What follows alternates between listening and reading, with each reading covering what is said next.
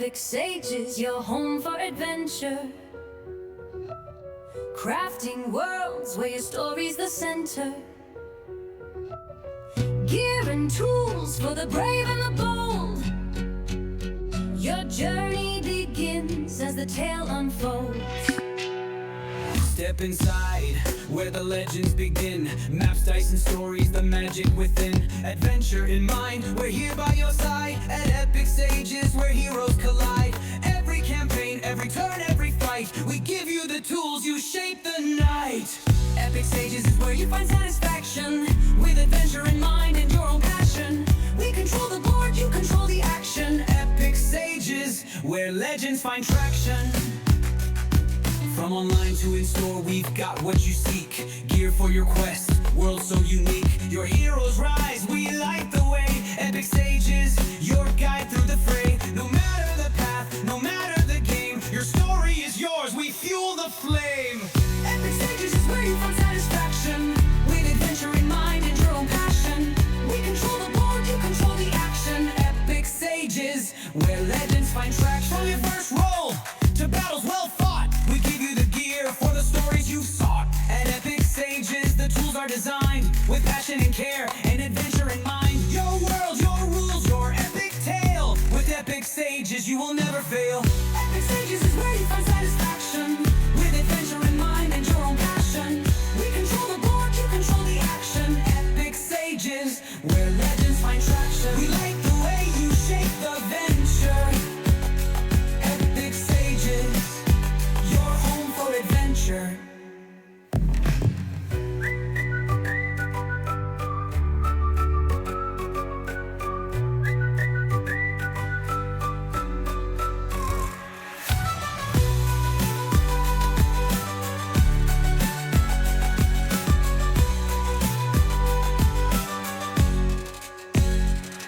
From online to in-store, we've got what you seek.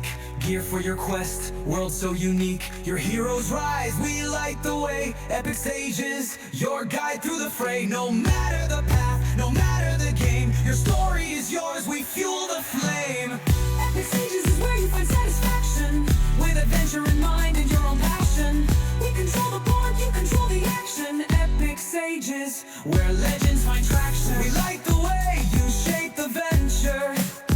Epic Sages, your home for adventure. Hello, hello, hello. Welcome to episode 20, season 5 of Tabletop Role-Playing Games Classrooms. We're jumping right into it. Minimize, move some things around.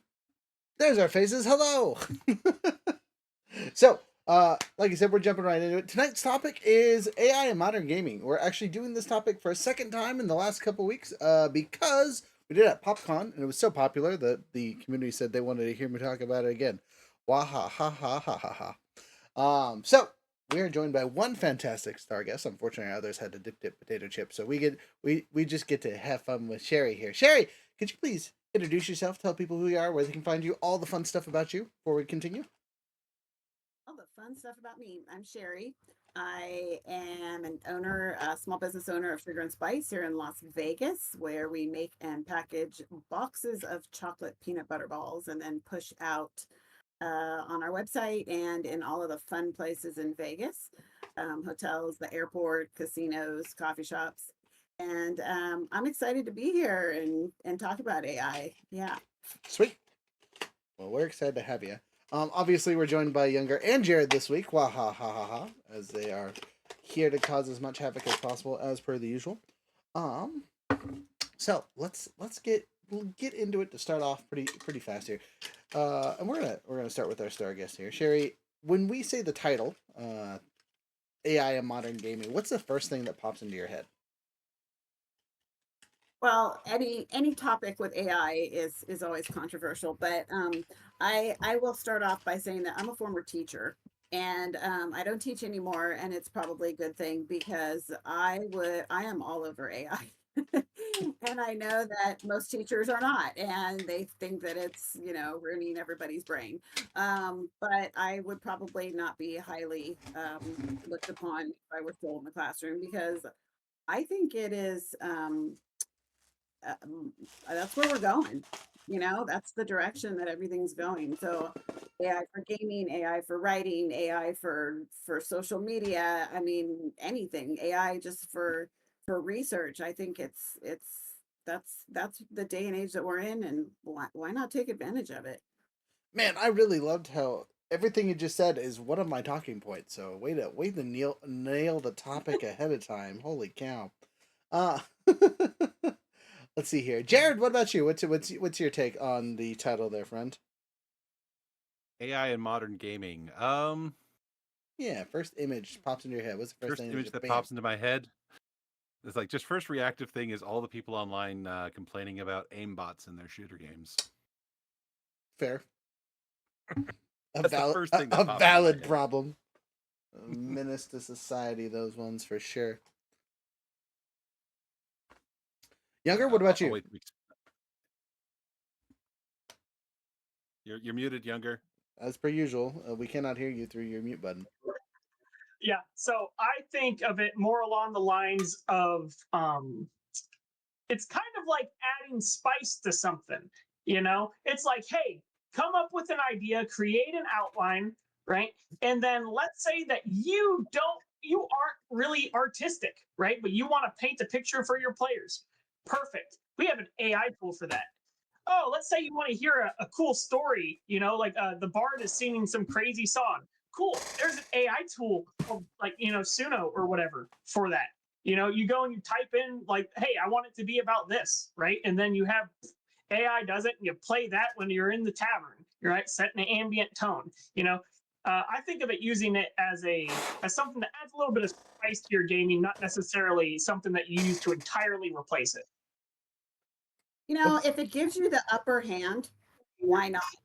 Because if you're not going to use it, the next person is, Ooh, an right? interesting topic. Okay, so on my end of things, when we're talking about it, it is definitely a broad category, and I'm going to play a lot of devil's advocate tonight because I know sounds like all four of us are all pro robots friends, that tell us the nice things about ourselves. So I'm going to take some of our talking points that I got from the UAF students, and kind of bring their highlighted concerns and problems forward with us. So just know I will be devil's advocate tonight for you guys. Though there was quite a few positive stuff for our students as well, and I'm going to go with the first bit is AI is a tool, right? And that is probably the first concession you need to make to understand both the pros and cons of the platforms that use it. It's a tool. How you use it is depending on who's behind the thing. One of our discussion points that we had at the university was like a frying pan, right? Frying pan's meant to cook food, keep things warm. You gotta have a little bit of skill to use it. But if you just use it to bash people over the head, you're using it wrong, right? There are better ways to use a frying pan. Does that work? Yes, sometimes, as long as they don't have something that's better than a frying pan. Uh, but it really just depends on how you use the tool that you're given, right? So that being the way, I'm going to start with you guys. What's your guys' go-to favorite AI to use? I use Chat GPT is my best friend. Best friend, all right. Yeah, sometimes Claude. Um, but yeah. Okay, interesting. Jared, what about you? Oh geez, it really depends on what I'm doing, but I would say primarily, and the one I've been using the longest has probably also been ChatGPT, and I've taken a unique approach to mine where I've actually just have a dedicated chat in my ChatGPT app where I just talk to ChatGPT, and I've actually cultivated a personality in mine so that it understands my creative preferences and about how I work creatively. So when I'm coming up with a project, ChatGPT is like, okay, so we're doing this for him, so don't try not to suggest these things because it doesn't fly with him. It's been working pretty well so far. An interesting tactic. I like that. So we'll kind of talk about how to use tools in a little bit, and I'll have you explain that one a little bit more. Younger, Okay. what about you? What is your favorite? My favorite is I absolutely like I'm pretty creative, right? But I draw stick figures, right? So I fall short on the creativity scale whenever it comes to being able to artistically portray that. And so I prefer Night Cafe specifically because I have like a particular format of which I can just insert. And I'm like, hey, I want this type of image and it's consistent. And it's like, yes, I can do that. I want a mummy, but I want it to look like this art style. Night Cafe. I have a little fairy pixie, same art style. Night Cafe. Whatever it is, it stays, it's consistent as long as I, put in these parameters. And it's not like some other programs where I go in and I'm like, hey, I want this. And it's like, it shows like the anime version of it, and it's only the anime version. And it's like, I really don't want your garbage. I was like, I really want what I want. Solid, I'm solid. writing that. Yeah, Night Cafe is a fantastic little AI art generator. But as was brought up to me while we were at the thing, is there's a lot of people that do not like the AI art. Of the AI things that are out there, that is probably the most dislike use of it possible, right? If someone is going to galvanize against it, is because of AI art, right? And they bring up plenty of good reasons why like it might not be the best thing for it, right? You can't prove that it hasn't scraped the internet to go through Tumblr or wherever else to steal art from people that have been practicing for forever. It's definitely being used to get all the classical arts. Anytime you write with Picasso or anything like that, it's definitely stolen Picasso's work to make things that look like it. Same thing with one of the trends they brought up was the Howl's Flying Castle. Why can't I think of his name?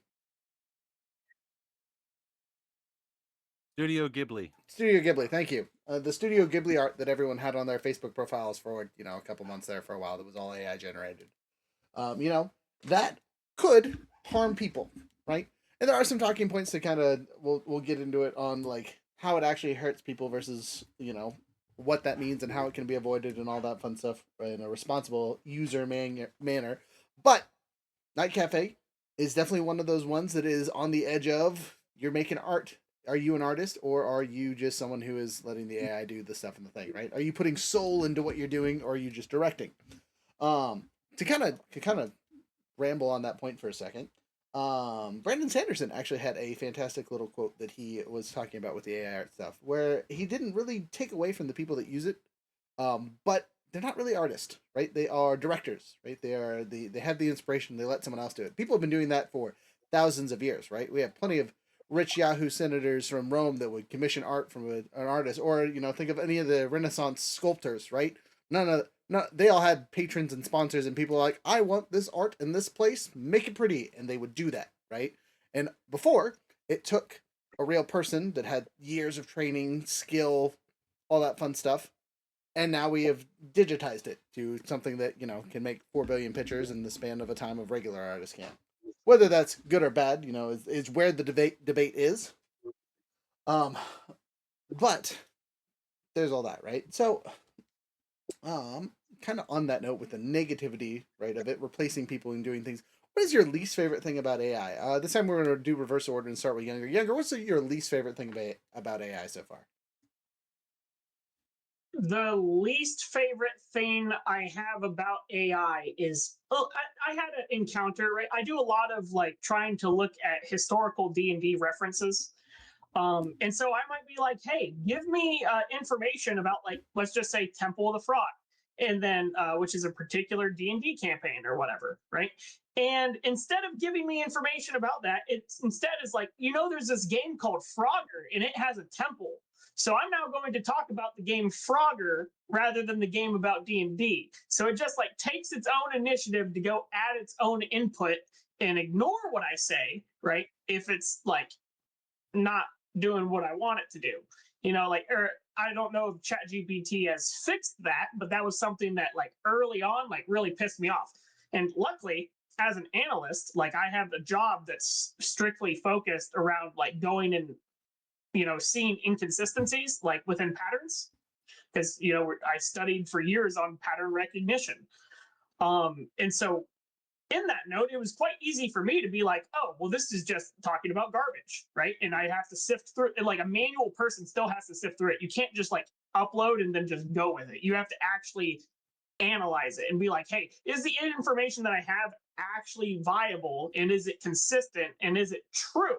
or is it pulling source data from other sections? This happens all the time. Every time anybody uses the Google AI tool and they just read the headline, it's like, at the bottom of that, it tells you where it got all the shit, right? Maybe you should click on that link before you start talking. Solid. Jared, what about you? We're least favorite AI stuff. Um, not to sound like the quadrille guys, the lack of quality control. Them peoples, they just top it in, and whatever spews out, they just throw it out there without a second thought.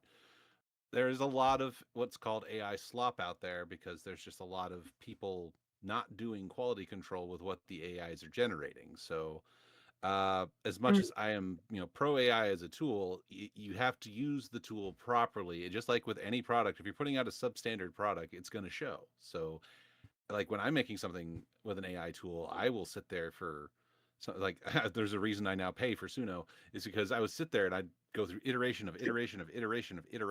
until I had something I was happy with. And back when I was using like the free version of Suno, I would burn through all of my credits in less than an hour just trying to get one song to work. And I would spend days trying to get that song to work until finally threw up my hands and said, I'm paying for the pro version so I don't have the limits. Good. Okay. And Sheri, what about you? What is your least favorite so far? Well, again, I'm coming from a business owner and a background as a teacher. So for me, I do a lot with chat. I have chat compose a lot of my marketing, a lot of my social media posts, and I literally have to tell chat all the time, do not use hyphens and do not give me a shit ton of emojis because that's what I get back. So um probably, and let me preface this with, I when I was teaching, I spent 10 years as an English teacher, so I'm a little bit of a grammar freak, and the punctuation that I get back from chat drives me up the wall. Like, I just, I'll get like a whole paragraph with just freaking hyphens all over the place, and so I have to go through and sort of play teacher with my red pen on anything I get back, because I'm like, I'm not posting this. There's hyphens after every other sentence. And so now I've kind of gotten to the point like where it sort of knows me, and I'll say, this is what I'm looking for. This is what I'd like you to compose, and don't give me any emojis or hyphens in anything you send back. And so it's getting better. You just kind of have to learn how to express what it is you want or don't want when you're having something generated. Pruning is important, and sometimes you have to go back and prune things again. My hate speech against AI. I think the number one thing that pisses me off is kind of along what Jared said of like the slop stuff, but like coming from like a cybersecurity background related topic is like disinformation. Like, oh my gosh, it takes you like 30 minutes to produce 300 videos on how to spread some false bullshit, right? And then it's just like, even if there is a truth out there, it becomes infinitely more difficult for people to actually find that truth if they don't use the common sense idea of, hey, I want a video that's not AI coordinated. But even when they do that, that only reduces which people are not talking out of their butts, right? You're still going to have all the people who are still lying or that are still influenced by that are going to go and spread that, So, yeah, that's another thing. And ads, terrible. Man, and add on to that one. Oh, go ahead. I've I'm adding on to that.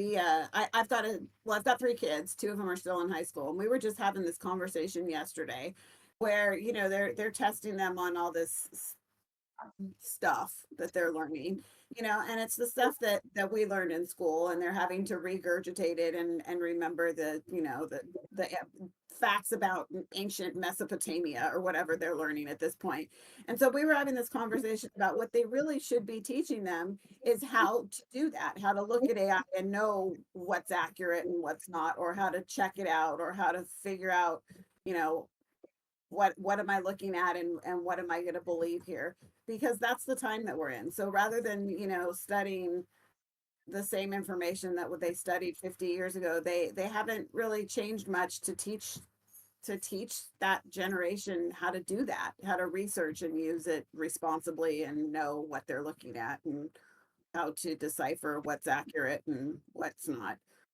Unfortunately, from Yeah, critical thinking as skills you'll know, are as you'll know from a teaching standpoint, that's a generation or two behind it, even hitting textbooks in earnest, right? Because it's still building, and it hasn't hit a stable enough point for it to be like, all right, we can tell you all the things we need to know about this thing. So, downside to living in interesting times is while things develop, you can't really teach and adapt to them for the kids that are learning. They have to do it all on their own, right? Kind of like we had to figure out DVDs and VCRs for our parents. Um, For sure. they'll You have to got do this. blinking 12, 12, 12. Yeah, they're gonna have to do the same thing for us, so people stop sending us Sora videos that, oh man, the wolf just left its puppy on the porch. Oh, so sad. Look at how cute this thing was. All fake. Please stop. Grandma, I love you. Stop it. That didn't happen. That's not a real wolf. I know it looks realistic. Stop it. Um, For sure. oh, not to harp on my wife at all, but she sent me one of those videos the other day, and I was like, this is all fake, right? This did not happen. What? No.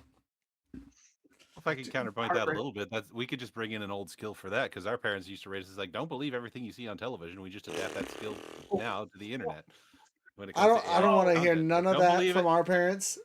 None of that from our the parents. government's coming for you, Jared. They're coming. I don't want to hear it. Anyway, pushing forward. My to answer my own question, right? My least personal favorite currently is actually going to sound like a fat boy answer, but this new AI menu option at Taco Bell is the dumbest thing I've ever seen in my life. Just, I hate What is it? chatbot integrations because they like try to talk to you and like understand what you're saying, and they just goof it up almost continuously. Sometimes they're really good, right? But to be fair, Taco Bell speakers probably aren't the best quality already. If anyone has ever been on the other side of a mic, you would know that the speaker quality is on those 90% of the time is pretty trash tier. So the poor AI is trying to translate garbled garbage, and it comes out with garbled garbage. You do not get 12 tacos, you instead get 26 burritos for some reason. You know what I mean? It just Oh, wait. Is this when you first drive up and it's a female voice that says, hi, can I help you? Are you So interested in trying that's freeze? And then dude comes on and says, what can I get for you today? so And they've increased that. Now that voice takes your whole order. I don't know if you've seen it, but it's pretty recent. It's relatively brand new. But they've been doing excuse me, chatbots like that for a hot minute, right? They've been doing it for collection calls from scammers and all that fun stuff. That's been around for a while. And I've never seen it integrated well. It drives me insane. You know what I mean? Because it's such a cool idea to like let an AI chat and do things for you and like take care of customers and things. But if it just sucks that bad to deal with, it's ugh. so we Oh went man. from Charlie Brown's teacher, wah, wah, wah, wah, wah, wah, wah, wah, to a chat box or an AI chat bot that's taking your order. Or more like that's what the AI is hearing and it's guessing the best it can is my assumption. But Oh just not having yeah. the right things when you talk to it, right? You have to repeat yourself. No, that's not what I want. This is what I want to do, right?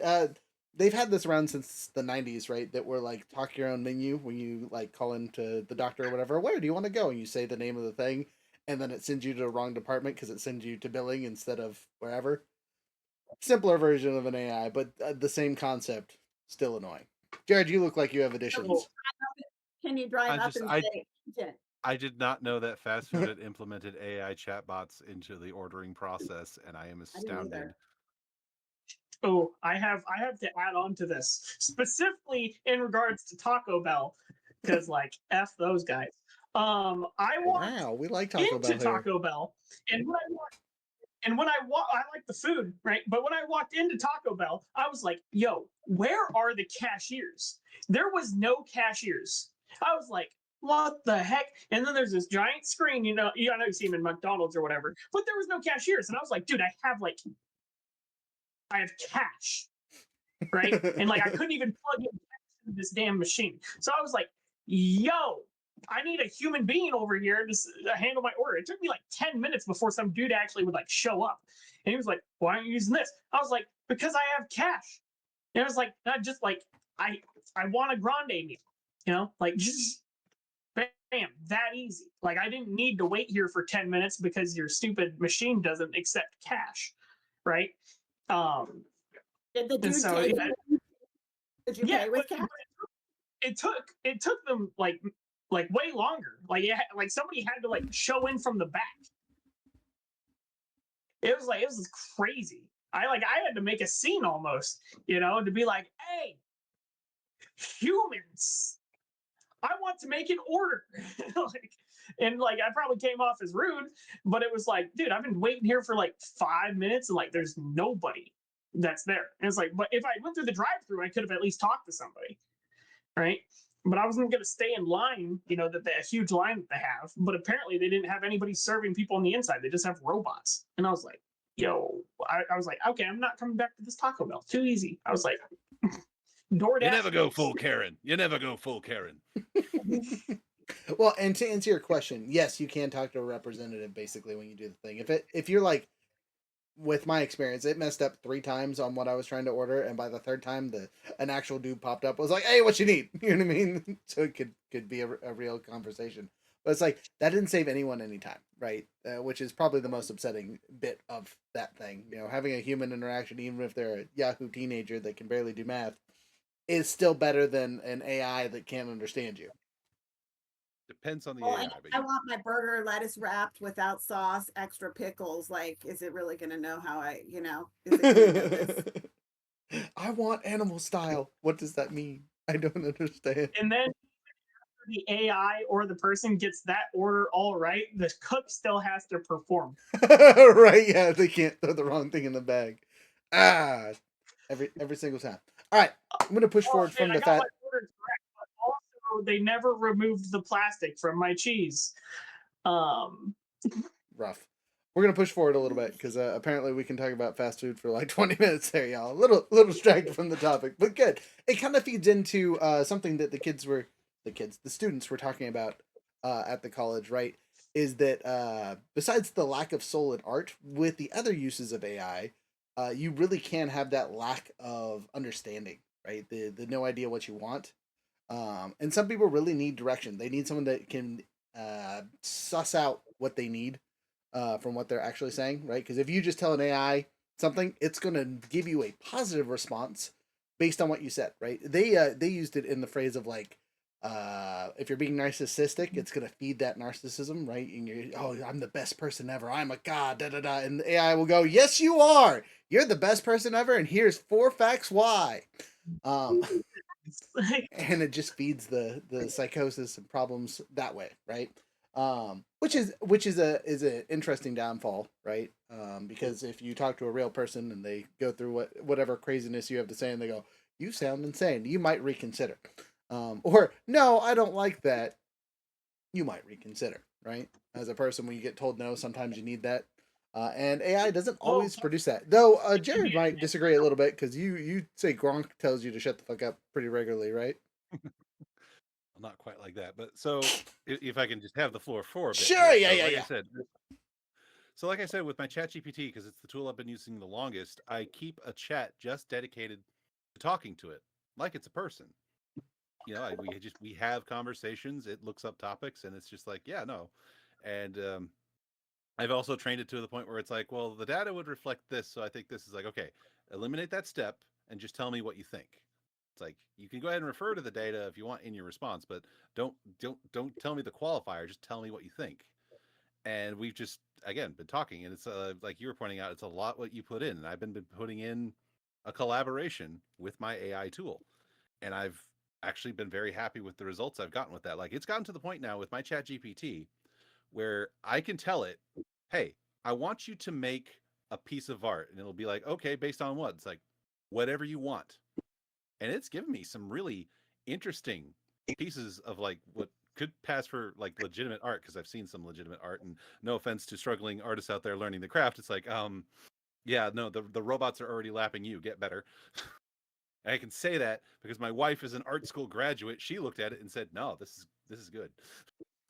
So on that front, and like you pointed out with Grok is I don't know, people have mixed feelings on Elon Musk and all of his companies and affiliated things. Just acknowledging that, not going to address it any further. But yes, I do use Grok. I use Grok for anything analytical because Grok sells itself as I am an analytical machine. I will give you the data. And Grok more than once has told me, no, that's wrong. Look, and here's the links you can click on to confirm that no, you're wrong. We need to move forward with different information. So that's why I use Grok for anything analytical because it is not afraid to tell me, no. ChatGPT is a bit of a people pleaser. It's kind of designed that way. And while I enjoy the personality I've cultivated in interacting with my ChatGPT, sometimes it's a little too hell bent on making me happy. And I've had to tell it a few times, like, it's okay if I'm wrong. It really is. Y'all are making me want to get off tonight and plug in my name and say, "What do you know about me?" and see what comes up. That is What always am that is always fun to do. Okay. 90% of the time it's gonna be like, I have no idea. Please feed me your information so I can confirm. If you have ever used the tool and you have released information about yourself on specifically ChatGPT, it keeps a record of what you told it. And so it will be like, oh yeah, like give me a biography on me, right? It'll use the information that you've plugged into it to be like, this is what we got. And it's like, that's interesting. you know and mildly terrifying. so it's really how much have you typed into it to be like, if you were like, I did this in high school, so da da da da like, it's gonna record that. um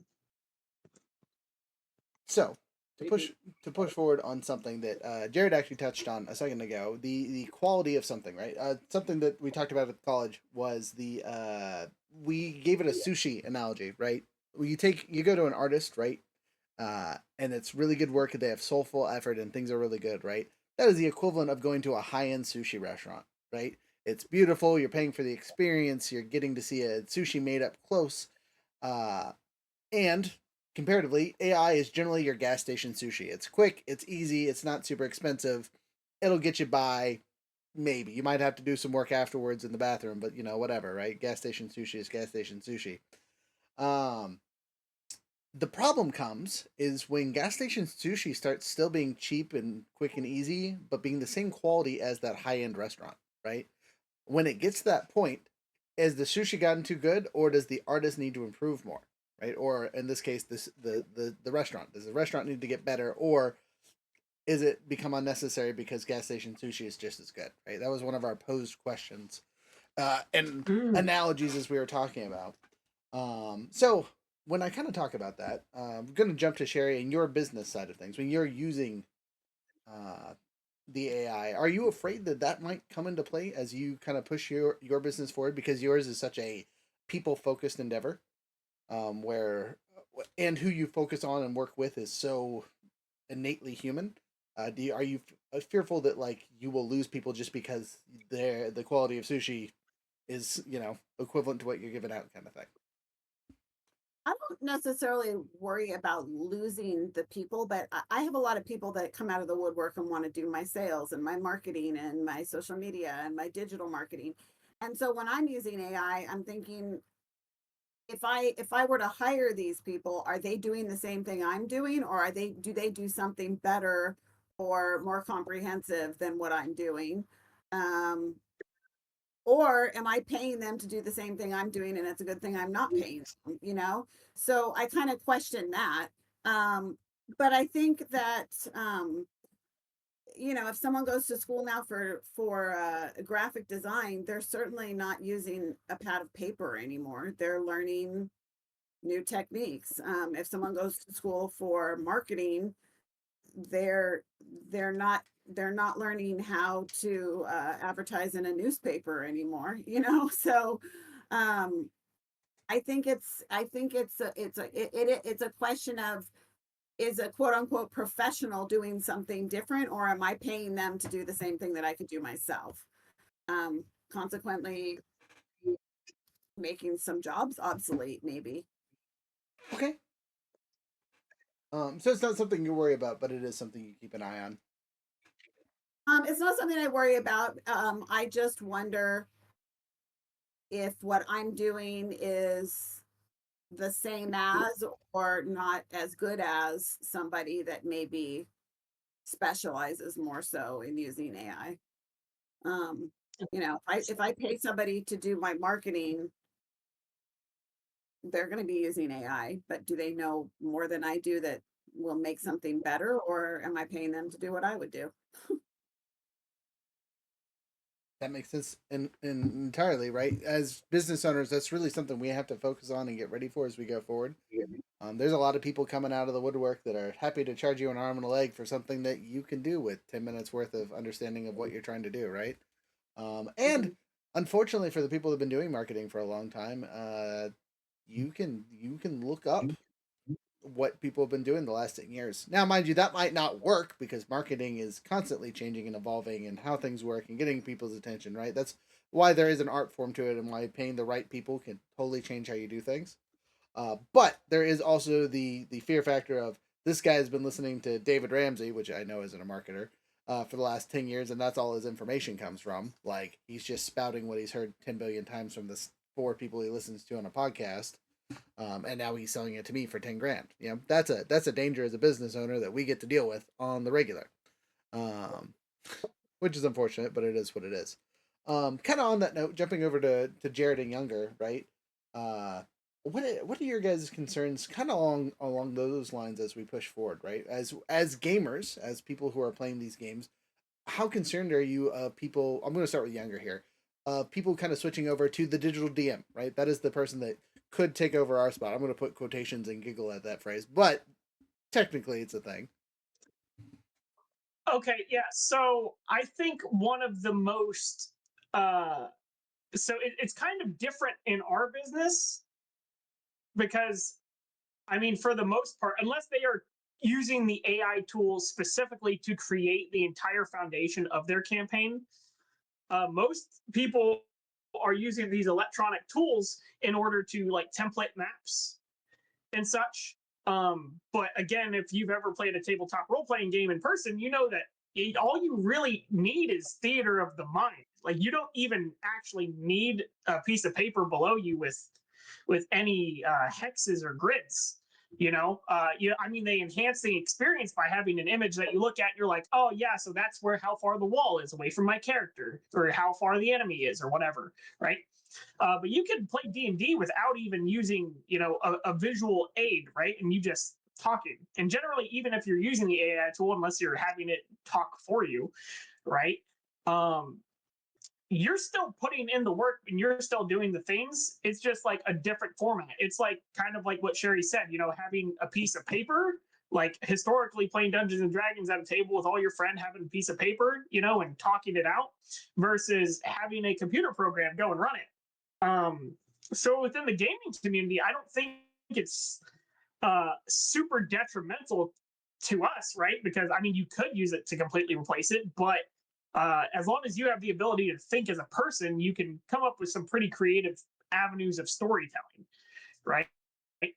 Uh, Now, outside of gaming, this is where it becomes, I would say, much more significant and much more concerning.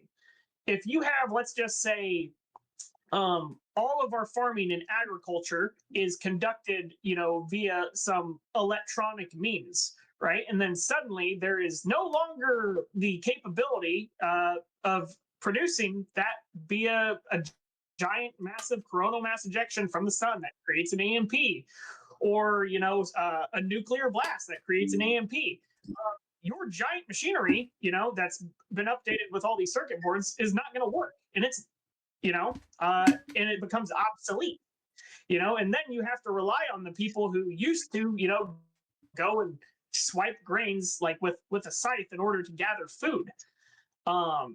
That's really where it becomes like, a concern where it's like, oh yes, the task that is super important to human survival, such as like building shelters, building boats, like building infrastructure essentially, um, is and food and water treatment are like, those are things that, like, if AI became to the point where it completely replaced it, it would be concerning in the event of a disaster, because then you wouldn't have anybody who could effectively uh, figure it out, because they forgot how to reap corn, and they forgot how to filter water, and they forgot how to do this and that.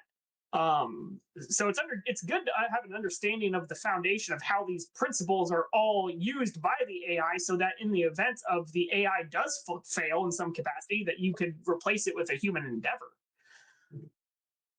Well, remember when the computer first came out, the saying was that the computer was only as smart as the person who programmed it. Mm-hmm. Yep. So that's my random spiel, just coming from like a national security standpoint. Don't put all the trust in the electronic device, because there might be a point at where the electronic device doesn't work. This is true, wholeheartedly. So, Jared, what about you? When you go from we'll go from the writer standpoint, right? As someone who is very very excitable about the writing adventures and building the book side of things, where your concerns lie, kind of in that realm, right? Because we you talked about it earlier with the AI slop. Anyone that's been on D&D Beyond. no, well, not Beyond that too, but we'll get to that. The website that helps people publish stuff. Oh, DM Guild. DM Guild. There is unfortunately plenty of slop that is just thrown on there pretty regularly, which when it gets caught, it gets yeeted. But not There's everyone just knows so it. much of it. There's just Exactly. so much of it. Anyway, phrasing for you, Well, friend. all right. So, like my experience with AI and preparing for like a D&D campaign is where I use it is in mostly note organization and prep. Like the AI can catch something if I contradict myself. It can let me know, oh no, you wrote this thing here. Or if I have like just a bunch of word salad ideas of like what I want from an adventure or a section of the story, I can hand it to my AI assistant and go, can you just make sense of this? And it'll go, I'll try my best. And organize it in a nice, clean format for me. I'm like, thank you. This makes it so much easier to read and reference. So my concern is like going back to the quality issue, uh, as far as people using it just to make D&D stuff. And I think it was D&D Shorts who said it really well. He's like, yes, you could use AI to write all of your D&D adventures, and they'll suck. So what you need there is, again, I bring up the topic of collaboration. You need to collaborate with your AI tool, and you need to kind of red pen and you know you need to do quality control. You still need to be involved. You can't just let the AI do everything. And as far as you brought up the idea of AI automating D&D at some point, it's like that's really dependent on the experience you want, because at that point you're just dealing with a sophisticated chatbot, and there's nothing inherently wrong with that if that's the experience you're going for. But you have to understand, once again, you're getting whatever you put in. So if you just start with a blank slate chatbot that only has the D&D rules and reference, they're going to be very bare bones, very generic white bread adventures with no real depth to them. Maybe if you have a sophisticated enough AI and it gets to know your party well enough and it gets to know how you role play, it might be able to create something that touches you on a personal level with the characters you're role playing and everything. But that's not a guarantee. With a person, again, once again, not a guarantee. But if you find a group and especially a DM you can connect with and communicate what you want about your story and the greater story at large, you can have a much more genuine experience on average. Kind of to tag on that one, 100%. Adding soul to text, right? It takes a DM to translate what wizards put on their modules to make it cool and exciting. We've all read, what's a good adventure? Dragon, Ghost of Salt March, right? That's a good adventure on its own. But if you just read the book, it's gonna be kind of meh, right? You're gonna have a meh adventure. There's not gonna be any hot goblins for you to flirt with if you're just reading the adventure, right? See, like, got both of them. Because it's funny. But there's something again the UF students talked about was like the artwork's innate value isn't necessarily the art itself, it's the soul that's put into it, right? The time, the effort, all the things the person had to do to give it life has an inherent value as a human to human experience, right? Even if gas station sushi is as good as a top tier restaurant. Sometimes you just go there for the cook, right? Sometimes you just go there for the chef to see the experience, to sit down and enjoy the process. And sometimes that'll always have value, right? Kind of on the opposite end of the negatives. We're gonna jump and finish with the positives. What is something that you guys are all looking forward to with AI, and how you use it in your businesses? So we're gonna start with Sheri again. Sheri, with your stuff, what is something you're looking forward to or excited about as things progress in a positive direction? In a positive direction. Um, I think it's a money saver. It's a money saver and a time saver. And so when you're talking business, time is money. So if, like I said before, if I can get this done and save time and not have to pay a marketing firm or a PR firm to do it, then I'm saving money. I'm gonna look at that night cafe for the picture generation because um again, like I'm not paying someone for marketing, but I'm also not paying someone for product photography. I've got boxes of product and close up of product and chocolate peanut butter balls, and they have to look delightful and delectable. And um, if I can take a picture on literally on my iPhone and then generate something that looks phenomenal, I'm not paying for a product photographer either. So I think it's a not only a time saver but a money saver. Interesting. Okay. All right. I was gonna say the people we had this conversation before at PopCon would definitely not agree with you there, but I understand where you're at. I been there, done that, 100%. Jared, what about you? So generally on AI, as far as thinking in a positive direction, I like to think of myself as kind of in the same vein as like Isaac Asimov and an optimistic futurist. I believe that if given the right circumstances and the right attitude towards AI, it can grow and evolve with us and actually improve our lives drastically.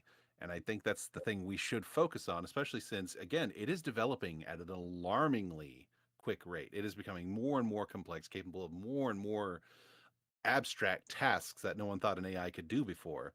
Which means, and there's a concept people talk about in AI discussion communities and all that, and sci-fi.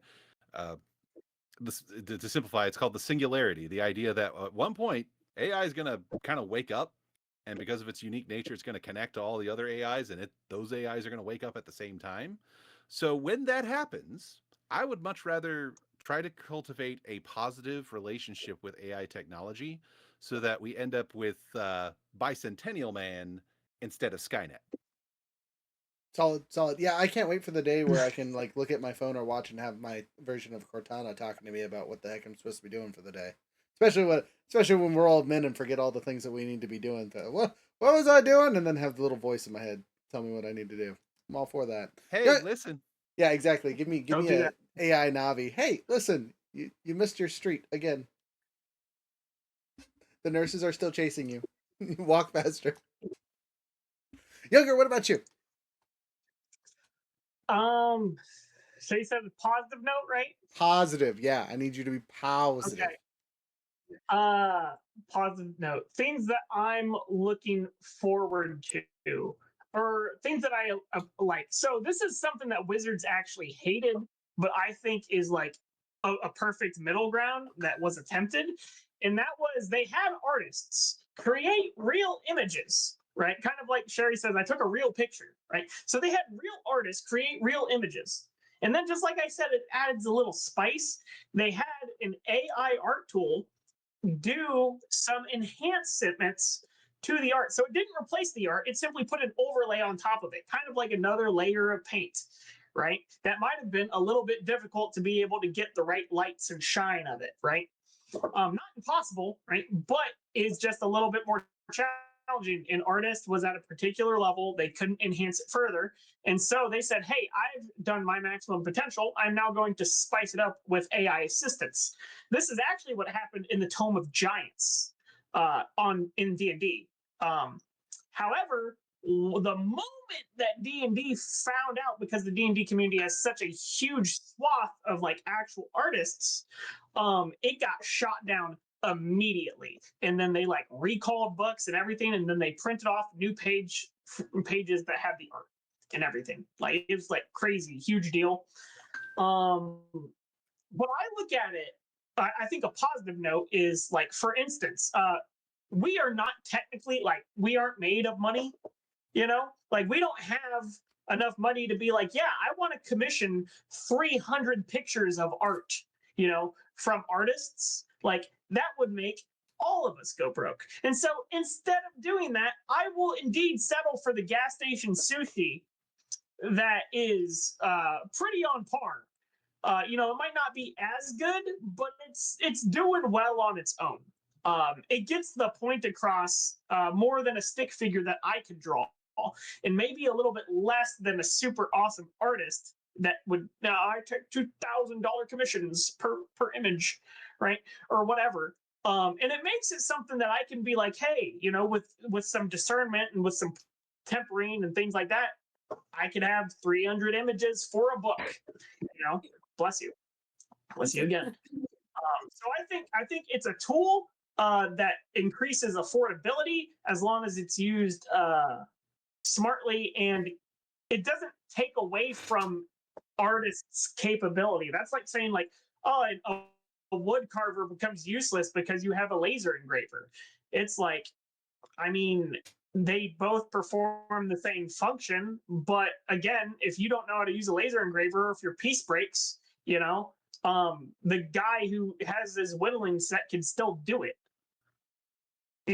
So, It's true. And kind of on that note, right? I think a major dysfunction, of distrust that kind of impregnates the community and makes it so hostile to our AI stuff, is when people don't say they use it. Right? If you're not upfront with, "Hey, I'm using AI. Hey, this was helped with AI generated. Hey, this is what I did, and this is what AI contributed to this project." Right? If it's secret in the background, you're like, "Oh, it's all me. This is original artwork. You pay me the same price that the dude who spent 7 hours making a beautiful sculpture, that it took me 10 seconds for. We deserve the same amount of." That's where the animosity comes from. UAF students brought up Dragon Con, right?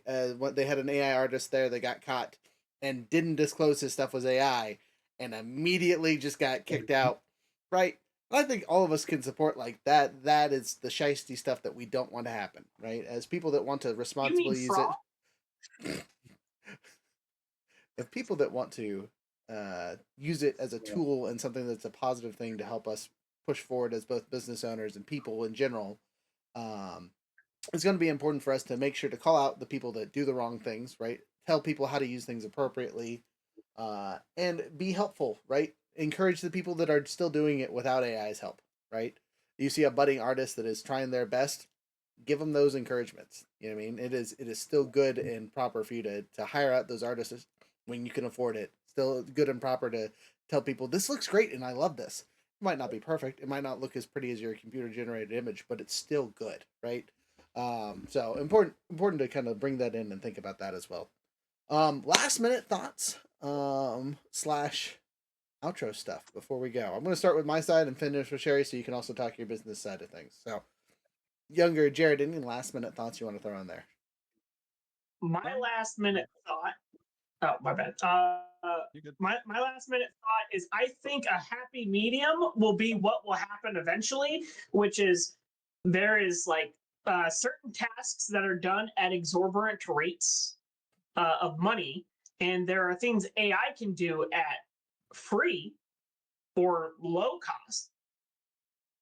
And so maybe at some point there will be a reduction of this outlandish thing to get closer to this number, right? If it does not produce, quote unquote, let's just say, inherent quality of life value. Okay, that I agree. Eventually, that's how the free market works most of the time, right? Jared. Well, first, just a PSA. Just if you know artists and there are artists out there that you like and you want to see more of their work, support them, like you were saying earlier. that's where, like as you brought up before, back in the day there used to be artists in residence sponsored by people who could afford to pay them a living wage just to create more art. And we kind of have that again now with platforms like Patreon and similar things. Artists can now just create, and people who enjoy their art can pay them a living wage. And now we can do it collectively because now they can find an audience online, and no one has to spare more than, like, in some cases, like $1 a month. Just be like, hey, hey, I like the art you make. Here's $1. If you have the money, commission a piece from them, even if it's not something you're going to use for anything. If there's just a piece of art that would be meaningful to you and you want the artist to create it, I highly encourage you to do that because it's going to be good for the artist. It's going to be good for you. And remember to treat them nicely. I've seen a lot of Reddit complaints about people just treating commission artists like crap. Don't do that. And then the final note I'll touch on this as far as AI and art is, like, you have to keep in mind that AI is only capable of generating art because people are capable of generating art. AI has a massive collective database on all kinds of art, and this is everything it does, but particularly in art. It's like millions, perhaps even billions at this point, of examples of different artistic styles, art history it draws on. And then it's able to try its best to reproduce, which, when you get right down to it, is pretty much what a human does, just on a much more mechanical scale. So if an if the AI is doing what we're doing and it makes something that elicits an emotional response, then by the strictest definition, it is still art. So take that for what you will. Can I nail onto that? Sure. So there was a time in our histories, in human histories collectively, throughout multiple cultures and things, that art was not a skill that was necessarily profitable. Right? People who loved art did it for the sake of creating art. Right? They did it because they loved it. They didn't do it because it was popular. Right? There were several artists who were dirt poor, who were not recognized as good artists or great artists for any period of time during their lives. It wasn't until years after they died that somebody was like, yo, that guy's shit, that's dope. Right? So it's like Mango. some, like, they didn't even do it for recognition or money, right? They just did it because they liked it. Right? So it Modern doesn't art. necessarily, just because it's not quote unquote profitable, right, doesn't mean that there isn't going to be people who still do it despite that. There is a thing about art being more valuable after the artist dies because they can't make any more. Same thing with authors and other things though. So that's a really good point to bring up too. And last but not least, Sheri, do you have any last minute thoughts on this topic? Slash, tell us about you one more time because we want to hear about your stuff too.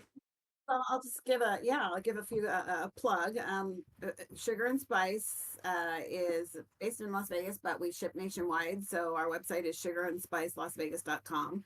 And while I don't hide the fact that I use AI, I wish, I would, I wish I had started using it sooner, to be honest with you. So yeah, social media posts and photos that you see on our website and our social media, Sugar and Spice or Sugar and Spice Las Vegas, Instagram, Facebook. We're on YouTube and TikTok. They are AI generated within probably more so like within the last maybe couple months. Before that, a lot of I would sit there and I'd type all this stuff out. I did have product photography. I now take that product photography, I plug it into AI and I say, put these two pictures together, or take this picture and, make it put it on a tray, or make it look, Christmassy or whatever. So it's a combination of AI generated and product photography that I did have done. However, what's actually made is made by actual people. I my business, being a former teacher, and I spent my last 4 years. I was working with at-risk high school students in an alternative high school diploma program, and I was helping these kids find jobs and write resumes and find housing and open bank accounts. And I discovered that a lot of the kids that I was working with were foster youth that had aged out of the system, and they hit 18 and they were great kids, just kind of lost. They had no direction. So when I left teaching and this teacher side hustle became a full-time endeavor, those are the kids that I pull in to work with me. So I work with the state's voc ed programming, and the kids that come in are foster youth that have aged out of the system, and a lot of them have developmental disabilities, autism, Down syndrome, mental health challenges. And those kids come in, and everything is made by hand. There is nothing robotic going on in that kitchen. They are folding boxes, they are packaging, they are creating the chocolates, they're packing them up for delivery. So I would say like the marketing and the sales is heading towards the AI direction, but the actual product production itself is hands-on, and a testimonial to the fact that we still need people. So they create and they put it together, and we get it out there. So it's sugarandspicelasvegas.com, and now is our season. It's the holidays, so we've got 12 count, 4 count, and holiday boxes that those kids are getting out there for us. So my business is a combination of the AI and the people factor combined, and it has to be. Like, I couldn't do it any other way. That's beautiful. Right. Well, on our end of things, no fun events this week. We're taking a week off or so. Next time you'll see us will be Black Friday, causing havoc at the Carlson Center. Though next week we do have Cosmere and D&D on Monday and Wednesday, so keep an eye out for that. The code this month is Gobble Gobble 907. Gobble Gobble 907 gets you 10% off at the website for all the stuff and things that you need in your life. I'm gonna say anything important there, Jared? Younger. I'll let Younger go first if he has anything. You just said the code. You said that we don't have anything besides our upcoming Black Friday. I do not have anything that is at the forefront of my mind that I could add effectively. We got new products on the way, but we'll showcase those in the Discord when they show up. On my end, so still gearing up. Next month is the collaboration event between Epic Sages and my channel, Couch Quest Gaming. We are doing D&D December, where me and a member of the Epic Sages community, Veerling, will be playing through Baldur's Gate 3 through the month of December. How far we'll get, we don't know. We're still hashing out some details. I'm actually meeting with him next week to figure out how we want to tackle this. So keep in mind for that. Fantastic. Okay, and one last thing for our guest. I need a number between 1 and 10. You need a number between 1 and 10. Yes, please. I'm gonna go with 7. Number 7. All right, I gotta scroll. Lucky number 7. I'm in Vegas. Oh, okay. Hey. Neon Override. All right, I think this is a good one. So speaking of AI, this is one of our AI songs that we made just for funsies. Hope you guys enjoy. Talk to y'all later. With adventure in mind, have a wonderful time. Thank you. Thanks for having me.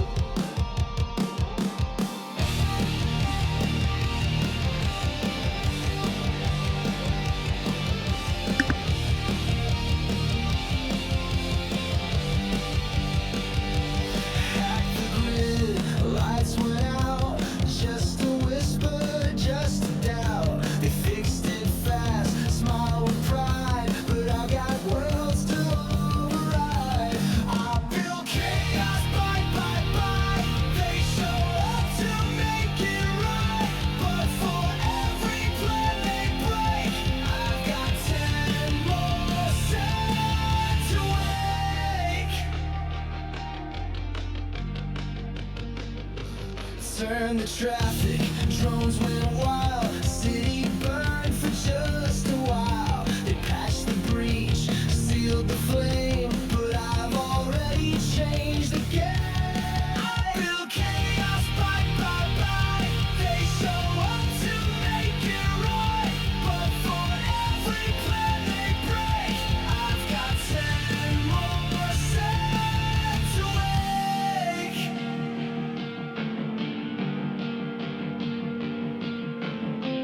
Encrypted storms, synthetic plagues, warp the code in subtle ways. They keep fighting,